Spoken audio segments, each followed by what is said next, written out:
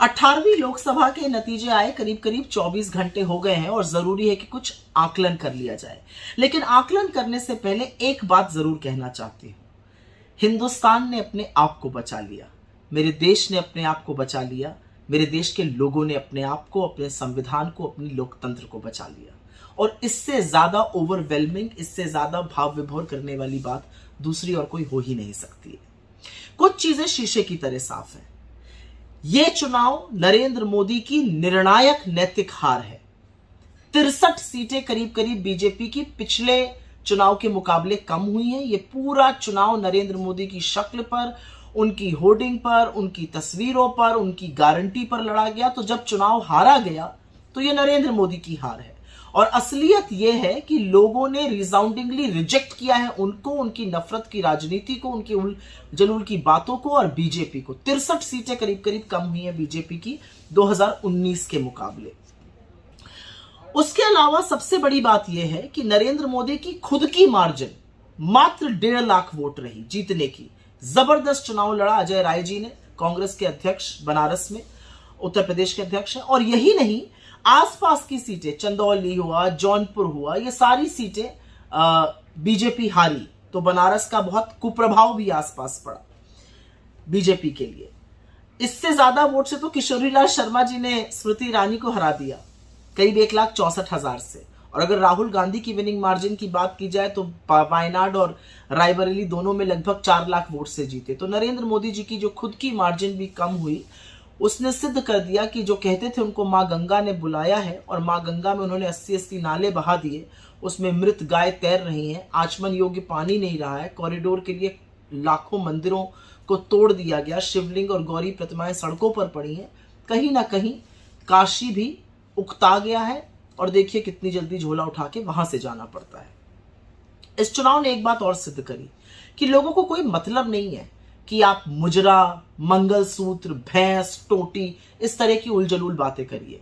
आप अपने आप को परमात्मा का दूध बता दीजिए। लोगों ने यह चुनाव मुद्दों पर लड़ा है। और असलियत यह है कि राहुल गांधी ने जो बीड़ा उठाया था इस संविधान को बचाने का, हमारे सबसे पवित्र ग्रंथ को बचाने का, इस देश की आत्मा को बचाने का, उसमें उन्होंने वादा किया था, वो सफल हुए हैं। और ये बीड़ा उन्होंने भारत जोड़ो यात्रा से लेकर भारत जोड़ो न्याय यात्रा तक उठाए रखा। वो मुद्दों पर टिके रहे, लाख बातें कही गई, वो नहीं हटे, डटे रहे मुद्दों पर। और खटाखट देश की जनता उनके पीछे लामबंद हो गई। इंडिया के सारे गठबंधन के नेताओं ने एक साथ मिलकर एक स्वर में कुछ ही मुद्दे उठाए, और वो जनता के मुद्दे थे। और उसी लिए हमें बहुत बड़ी बढ़त भी हासिल हुई। और इक्की दुक्की जगह नहीं हारी है भाजपा उत्तर प्रदेश हारी है, महाराष्ट्र हारी है, राजस्थान हारी है, पश्चिम बंगाल हारी है, गुजरात को भेज दिया गया, बिहार में सीटें कम हुई। और जहां दौड़ दौड़ कर मोदी जी सभाएं तमिलनाडु में कर रहे थे, वहां पर एक बहुत बड़ा नीलबटा सन्नाटा मिला। तो हर जगह हार हुई है बीजेपी की, ये व्यापक हार थी। नरेंद्र मोदी जी के क्षेत्र के लिए कहा जाता था वो 10 लाख से जीतेंगे, वो तो 1.5 लाख से जीते। लेकिन कांग्रेस के सांसद रकीबुल जी असम में 10 लाख वोट से जीते। वो उस समुदाय से आते हैं जिसको नरेंद्र मोदी ने घुसपैठिया कहा था। तो इस देश की जनता ने उनको ढोल बजाड़े, ताशे बाजे बजाकर सदन में पहुंचा दिया, और ये यकीन दिला दिया कि इस देश की जनता के खिलाफ मत बोलिएगा, क्योंकि फिर वो एक स्वर में आपसे बदला लेती है। 10 लाख से तो आप नहीं जीत पाए, लेकिन रकीबुल जी 10 लाख से जरूर जीते। मैं बात करना चाहती हूं उत्तर प्रदेश की, क्योंकि वहां तो खेला हो गया, और खेला होना ही था। दिख रहा था जब हम सड़कों पे जा रहे थे, रैली में जा रहे थे, दिख रहा था कि जनता कितनी उद्वेलित है और कितनी लामबंद होकर गठबंधन के साथ खड़ी है। सपा और कांग्रेस के गठबंधन के साथ जनता बेजोड़ तरीके से खड़ी थी। ये सच है कि उसी जनता ने जिताया। और अमेठी की बात करना चाहती हूं, किशोरीलाल शर्मा जी का जीतना एक बहुत बड़ा संदेश है, क्योंकि इस चुनाव में जनता ने कुछ बड़े संदेश दिए हैं। उसमें से एक बड़ा संदेश है, आप लखीमपुर किसान नरसंहार के मुख्य अभियुक्त को अपना मंत्री बनाए रखिएगा, कोई बात नहीं। इनफैक्ट उनके पिता को अपना मंत्री बनाए रखिएगा, कोई बात नहीं।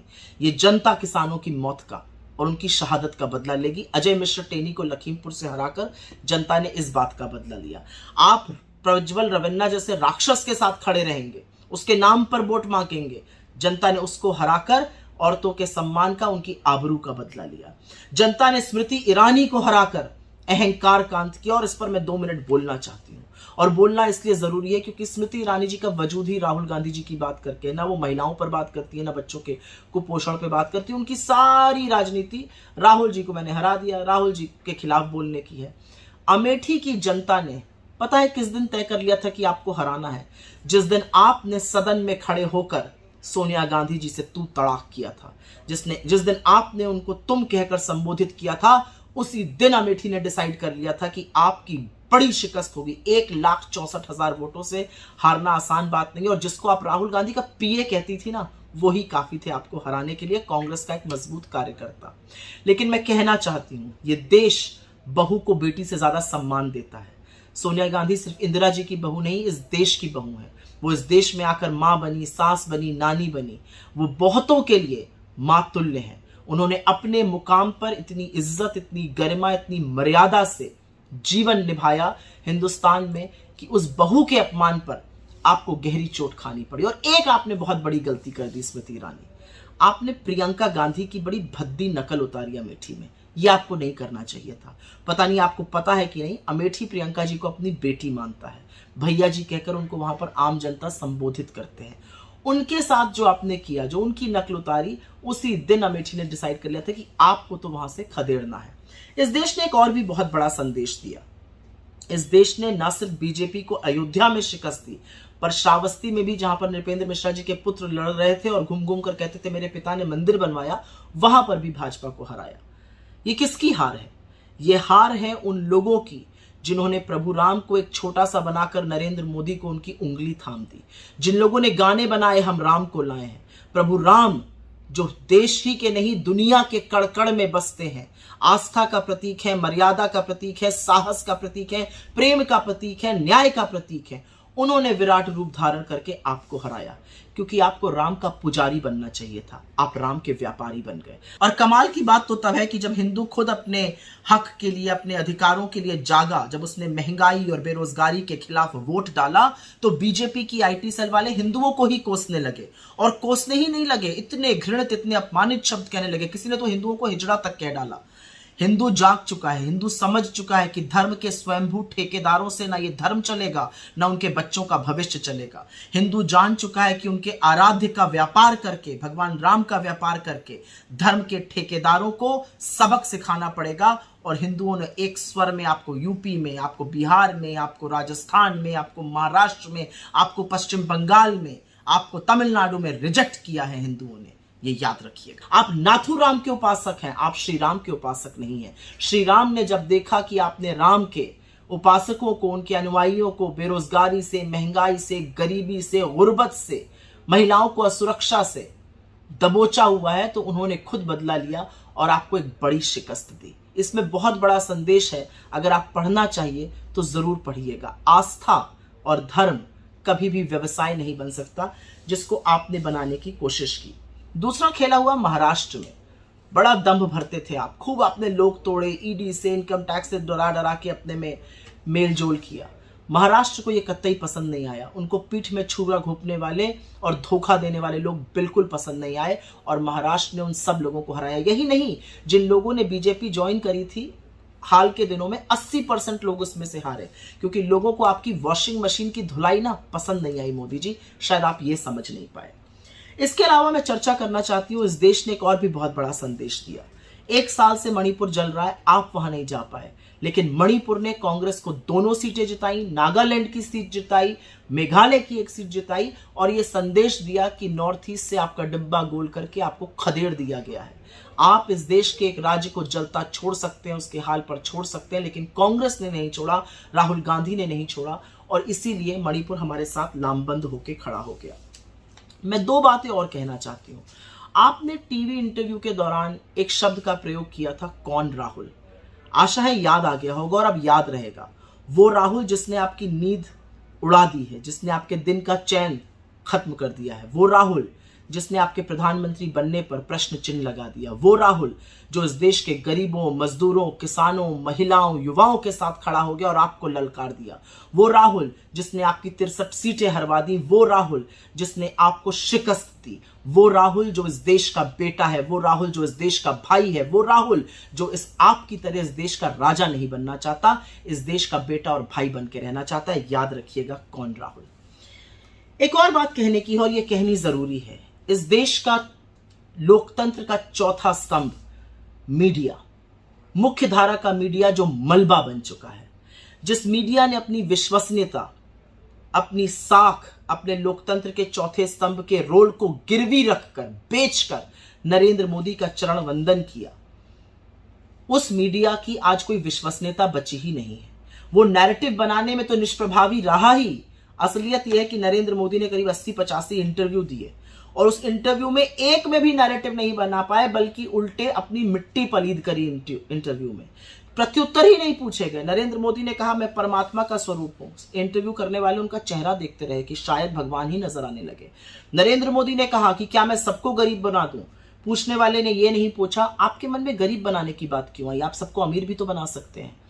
नरेंद्र मोदी ने बोला दुनिया गांधी को ही नहीं जानती थी, गांधी पिक्चर के बाद पता चला। पूछने वाले ने यह नहीं पूछा कि 82 में पिक्चर आई थी, उसके पहले आइंस्टाइन से लेके मंडेला और मंडेला से लेके Martin Luther king junior, Gandhi इस देश की नैतिक धुरी है, इस विश्व की नैतिक धुरी है। किस तरह की बातें की आपने। तो मुख्य धारा के मीडिया ने वो हाल किया आपका, इतना माहौल बनाया आपका जो शायद पहले कभी नहीं बना था। मुख्य धारा का मीडिया शेयर मार्केट पे चर्चा करता रहा, लेकिन मुख्य धारा के मीडिया ने बेरोजगारी और महंगाई पर चर्चा नहीं की।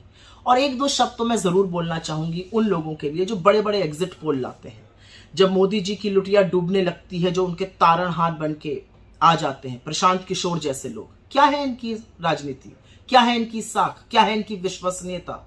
जो बीजेपी को अकेले दम पर 300 350 सीट दे रहे थे, क्यों आते हैं आप हर बार उनके तारणहार बन के, क्यों हर बार उनको उबारने के लिए आप आते हैं? क्योंकि आप नरेंद्र मोदी के साथ हैं, आप उनके साथ लामबंद हैं। दुनिया की आंखों में आप कितनी भी धूल झोंकते रहिए।